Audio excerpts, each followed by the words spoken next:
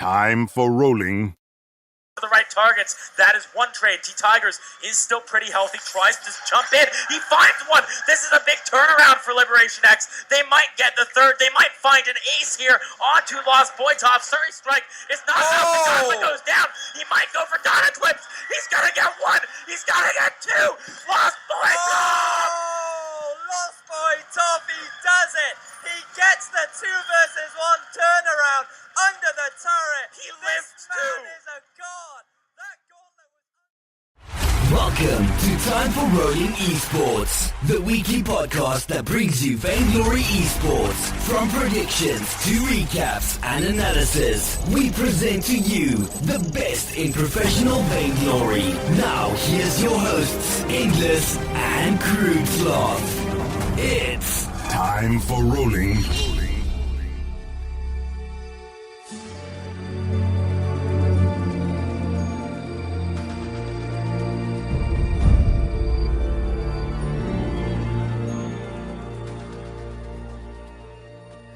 Hey, how's it going, everyone? It's Endless here. Before we get into today's show, I'm going to tell you about some sponsors and friends of ours over here at Time for Rolling Esports. Really great people. The first group I want to talk about is Mobile Esports. This company is a company that focuses on all things mobile gaming.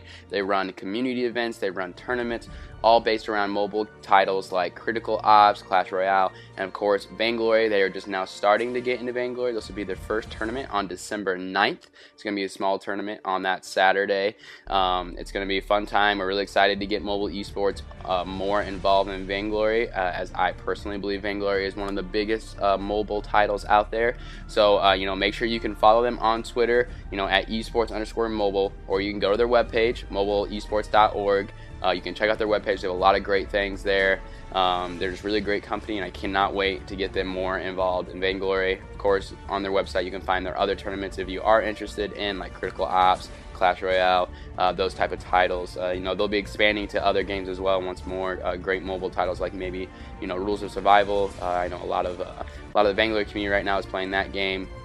Another great friend of ours here at Time for Rolling Esports is the North American Champions League. The NACL is one of the best tournaments in the Vainglory community right now, run by some great people. This league has been running for multiple seasons. It has given teams like, of course, Vision Gaming the chance to get their start, to get some attention and a place for them to try to reach that Vainglory 8. So, of course, if you have a team that you think can compete well, maybe go ahead and follow them at NA Champ League, and also you can subscribe to their YouTube and Twitch. Keep up with them there, and maybe you can sign up your team in the future tournaments that will be happening. So NA Champ League, really excited also to be doing a lot of things with them.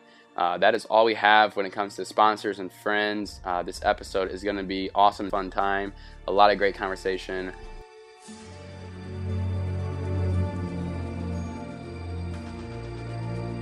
Hey, how's it going, guys? Endless55 here, and welcome to Time for Rolling Esports, episode 61.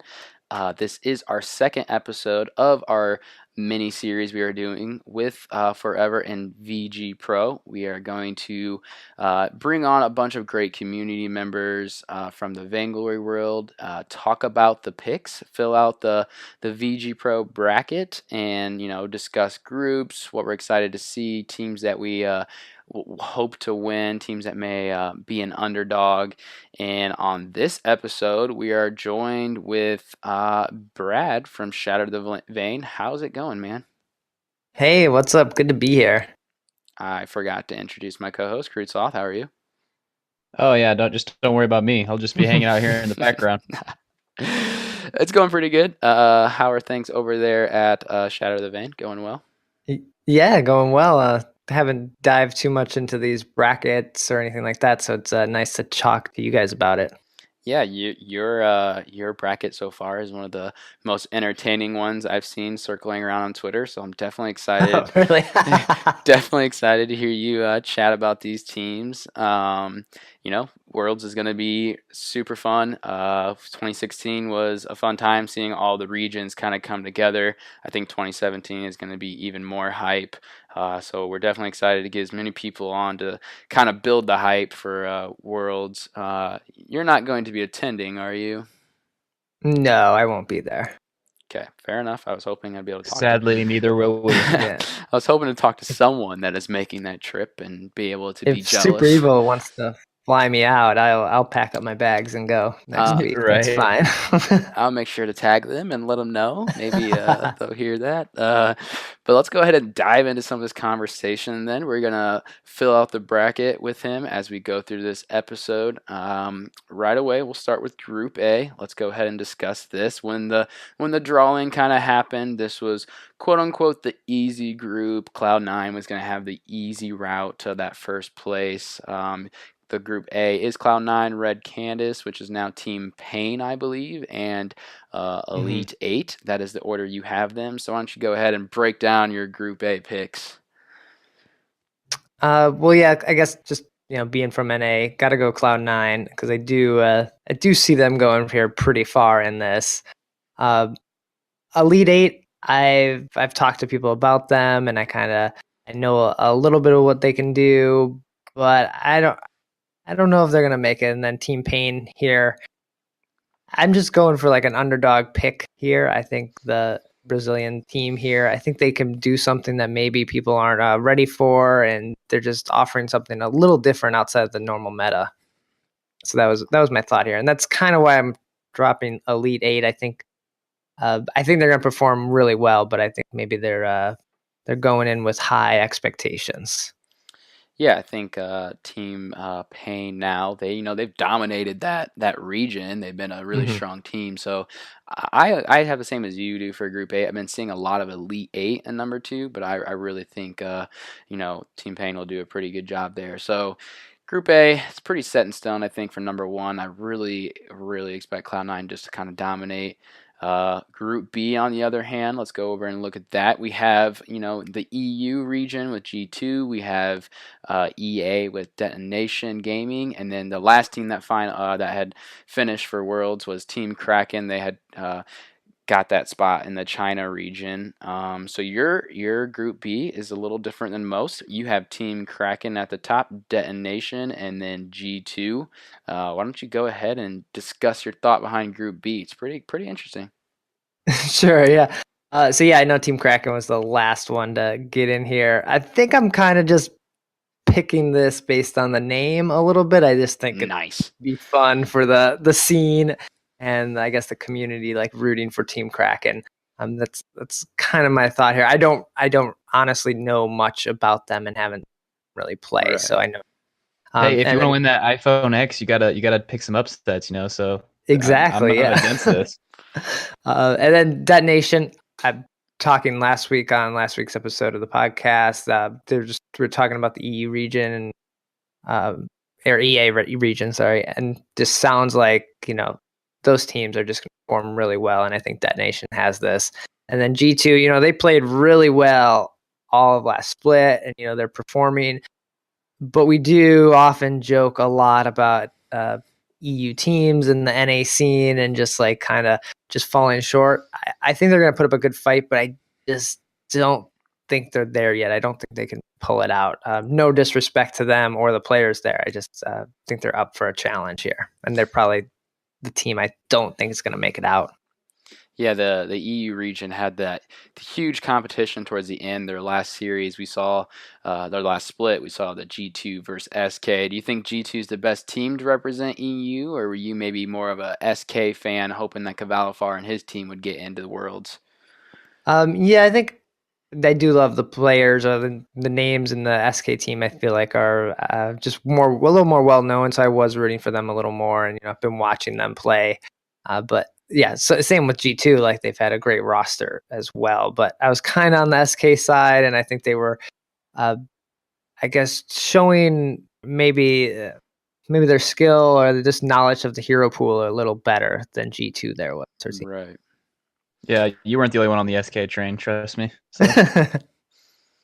All right, so moving into like our Group C here, we got Imputiny, Rox Armada, Tribe. You have Imputiny 1, Rox Armada 2, and then Tribe not making it. You want to break down that a little bit and your thought process on that? Yeah, so Tribe, like those guys did perform here at the end, beating out Rogue. But I think they're up for the hardest challenge here going into the Worlds. So I just think they're going to drop it.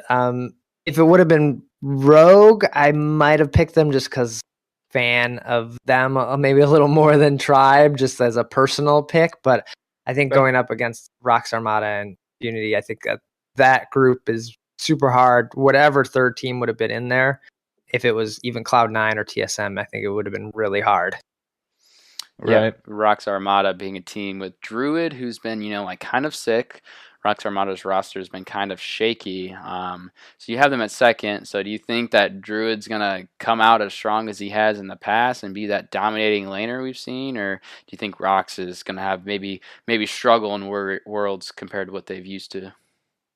I do think they're going to come out big. I don't think anyone in the EA side either they don't slack off when they need to perform. So they're going to come in and just Right. still just show that, being sick or if down, like, doesn't matter to them. Plus, anyone playing on that EA side just has the advantage for the time zone and they don't have to adjust to anything here. So it's going to be tough for a lot of the NA teams, especially, to get onto that time zone and kind of switch to that. They're going to be kind of burnt out, I think.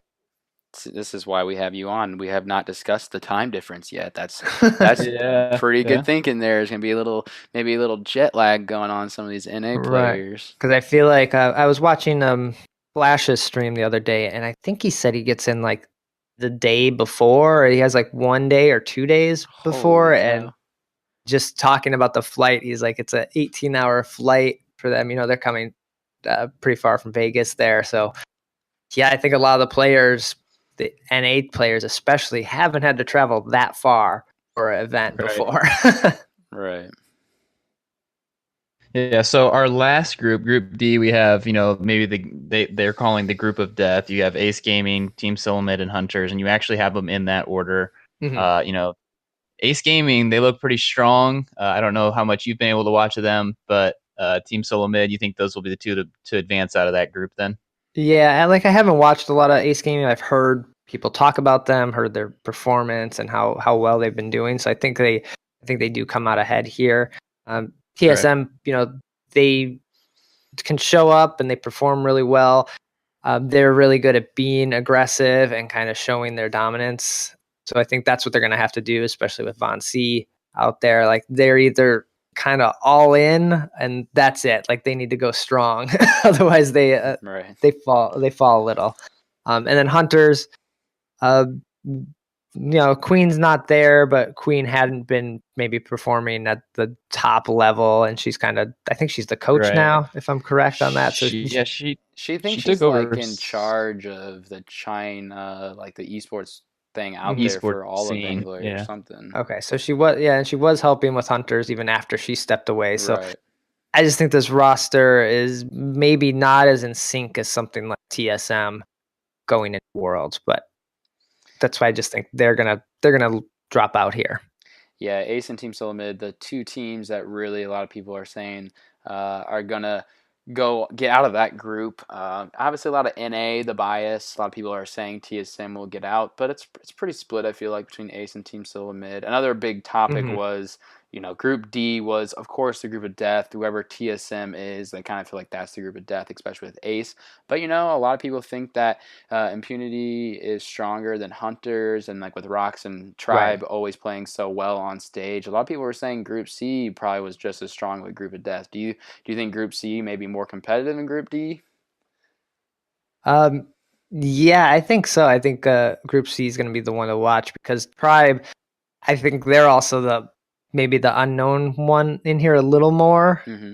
They could either, they were playing, like we said, really good there at the end, and they came and knocked Rogue out, so they could come in just with that fire, want to show up. Tribe did pay a lot for these players, so they are great players. So they must be doing something right.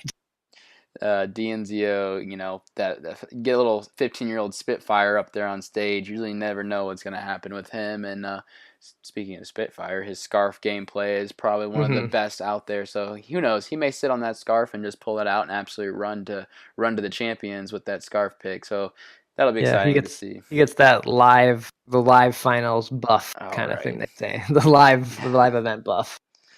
All right, so that is the groups for Brad's picks. I'll review them one more time. Group A is Cloud9 and Team Pain. Group B is Kraken and then Detonation. C is Impunity, Rocks Armada. And Group D is Ace and Team Solid Mid. I am excited to see how the quarterfinals actually match up. Let's go ahead and move on. I will tackle match 1 and 2. Match 1, unfortunately, holy crap, I'm seeing this for the first time, people. You're getting my live reaction. Is Cloud9 versus Team Solo Mid. This is a matchup that some people have as their finals, and Right. Brad has been blessed with the opportunity to pick this as a quarterfinal matchup. So where are we going with this matchup? Yeah, even like picking my groups, I went back. I was like, oh, do I see this playing out here on the second day? Like, is this what it's going to come down to? And I played with a couple of scenarios, but I felt like this just made the most sense. Both teams coming out first in their groups seems unlikely, honestly. And I think, facing up here in the quarterfinals, I think it'll just be the most hyped quarterfinals, keep the momentum going. And I do think Cloud9 pulls this out. They are just a better team overall. Like, they have a larger hero pool, a little more knowledge, and they've been playing together for so long. Yeah, I think they're just the best team right now. Yeah, they're consistent. I feel like that's the thing TSM's going to have to prove is they've kind of been inconsistent when it comes to these live events. They kind of fall short. And Cloud9, they get together and they just absolutely run the table. So a lot of people think that Cloud9 is going to go for that third championship. So I kind of agree with that pick. I'm not going to reveal too much about what my picks are, but I like that pick, Cloud9. Match 2 for you, though. Impunity versus Detonation. For me, this matchup for me personally would be more of a toss-up. I'd have to go with just the strong EA region of Detonation, but I want to know, what is your thought process about who's going to be able to take match 2 and get to the semifinals? Yeah, this was a kind of, like you said, the crapshoot. There's kind of more of a coin toss here. I was just kind of thinking, I think Detonation is going to put up a big fight, but I think they're going to underestimate Impunity a little bit, and they may show up here with some unique picks. Because if you get to this quarterfinals, this is probably where you're going to see maybe some of those like off meta pickups to throw the teams off. If you're feeling a little confident in your matchup and just kind of want to show something different. So Detonation they could even try this and fail and kind of underestimate Impunity. All right, I like that. Right. Impunity train. Got to ride that impunity train. I like that. So moving on to our third quarterfinals matchup, it's going to be Team Kraken up against Rocks Armada. Team Kraken, you actually had coming out in first from Group B. Rocks Armada was coming out as second out of Group C. How do you see this one playing out? I got to give it to Rocks Armada. Like we were saying with Druid, and they're just such a strong team overall.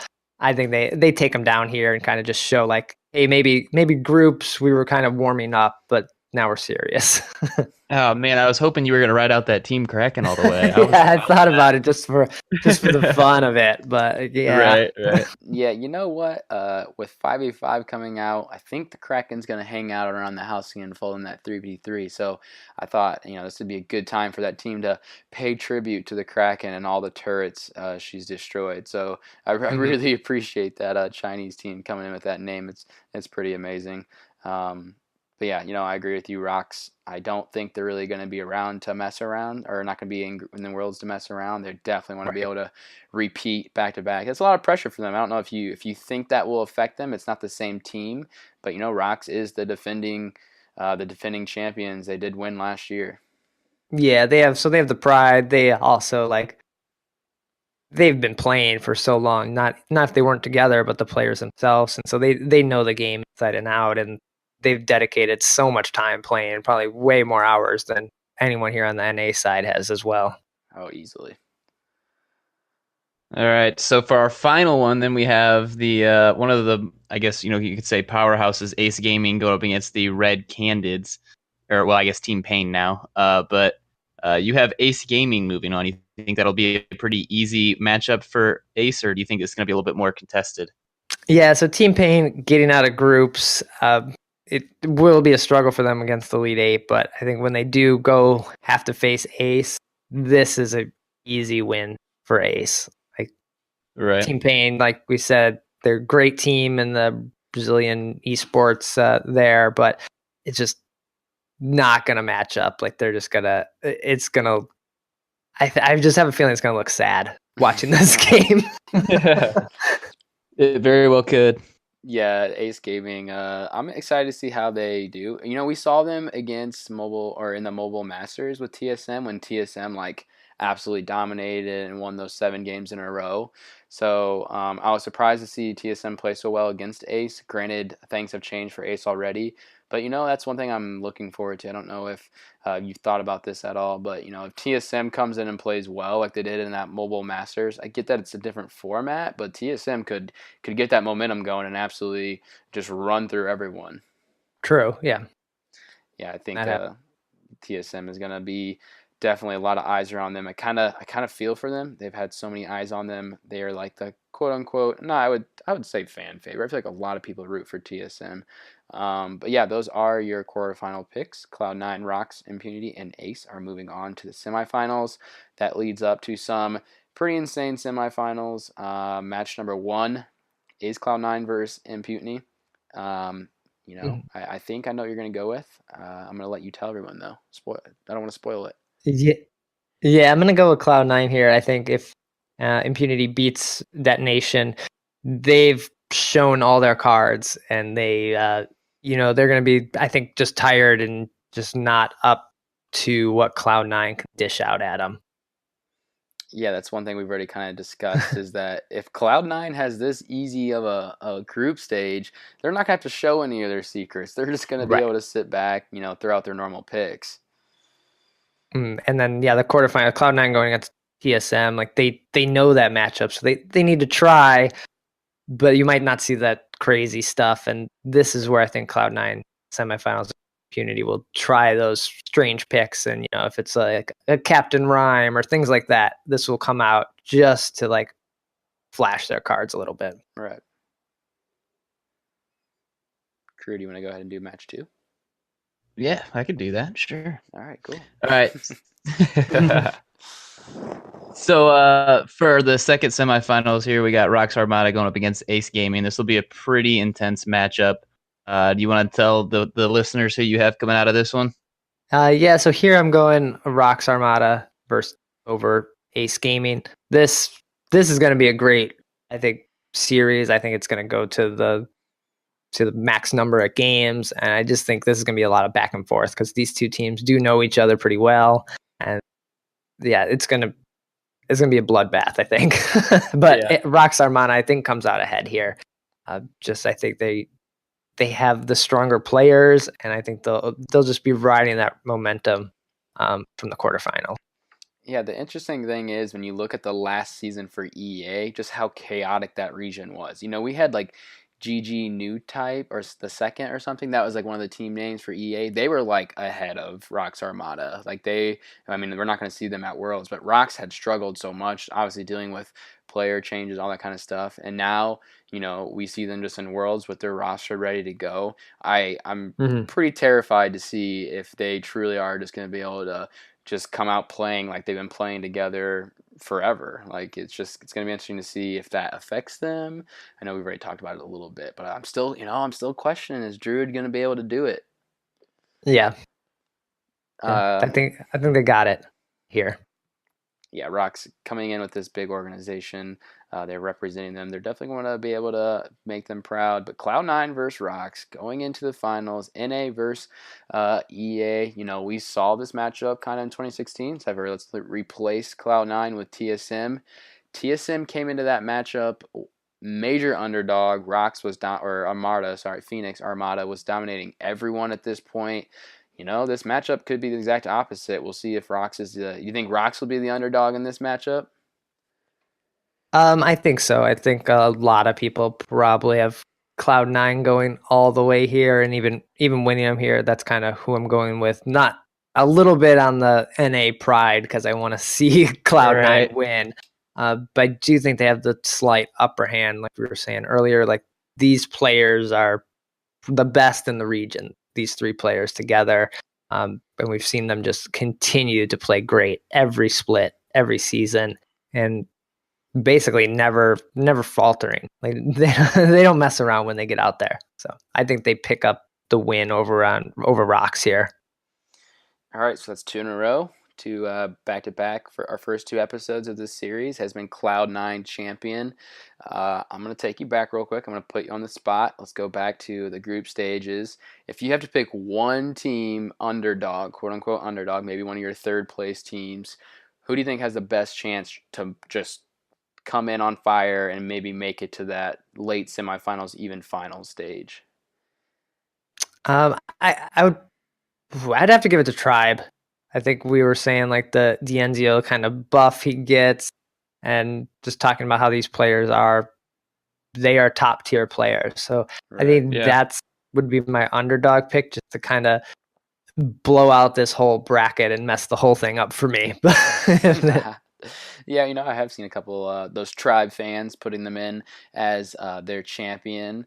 Another one of our questions we like to ask our guests for this series is hero based. If there's any particular hero you want to see come out that absolutely dominates, someone that we don't see in our solo queue tiers, whatever we may be at. But is there any hero particularly you want to see these teams adapt and play really well in this and the world's all the games particularly?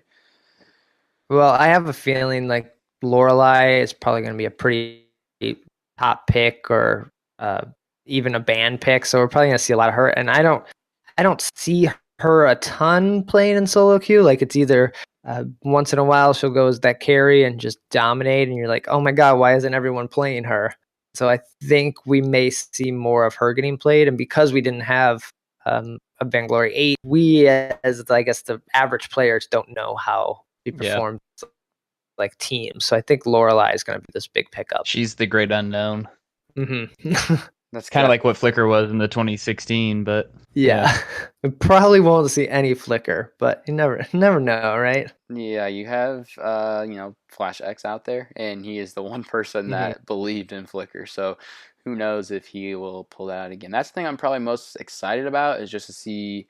I mean, we get to see it each split during the seasons, whether it's spring, summer, autumn. Like we get to see some people pull out, unknown weird comps. But I feel like in Worlds, when there's a situation like this, when teams really want to try to, have these off meta picks that they dominate with, I think that's what I'm most excited about, is just seeing the diversity. Like I truly think we'll maybe see almost every hero. Like I really think Saw will definitely be pulled out. Definitely with D'Enzio, Oh, for sure, yeah. Yeah, so that's the thing. Probably one of the things I'm most excited about. The thing that I think everybody is most excited about right before the grand finals take place, we will have the showcase of 5v5.